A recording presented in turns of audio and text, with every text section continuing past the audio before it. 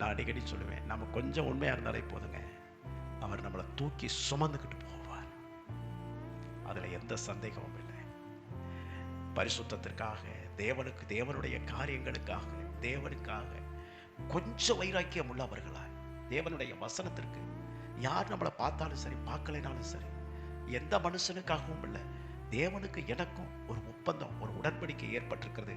இந்த உடன்படிக்கையை எதுனாலேயும், எந்த மனுஷனாலேயும், எந்த பொருளினாலேயும், எந்த பணத்தினாலேயும், எதுனாலேயும் நான் முறித்து போட மாட்டேன் என்கிறதுல மட்டும் நாம் உறுதியாக இருந்தால் போதும், உங்களை தேவன் தூக்கி சுமந்து கொண்டு போவதை நீங்கள் பார்க்க முடியும்.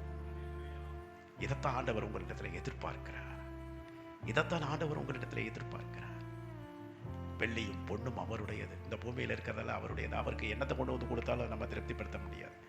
நம்ம இடத்துல எதிர்பார்க்கிற மிகப்பெரிய காரியம் என்னன்னா, அவர் எழுதி கொடுத்த உடன்படிக்கைகளை மீறாமல் அவருடைய உடன்படிக்கைக்கு கீழ்ப்படிந்து கட்டுப்பட்டு அவருக்காக இந்த பூமியிலே நாம் வாழும் பொழுது, நீங்கள் இந்த பூமியிலே உங்களை ஒரு தலை சிறந்தவர்களாக, ஆபிரகாமை எப்படி மேன்மைப்படுத்தினாரோ, ஈசாக்கை எப்படி மேன்மைப்படுத்தினாரோ, யாக்கோபை எப்படி மேன்மைப்படுத்தினாரோ, வேதத்திலே சொல்லப்பட்ட அத்தனை புருஷர்களையும் எப்படி தேவன் மேன்மைப்படுத்தினாரோ, அதே போல உங்களையும் மேன்மைப்படுத்தி, உயர்த்தி, கனப்படுத்தி அவர் மகிமைப்படுவார். எத்தனை பேர் விசுவாசிக்கிறீங்க? அல்லேலூயா, ஸ்தோத்திரம்.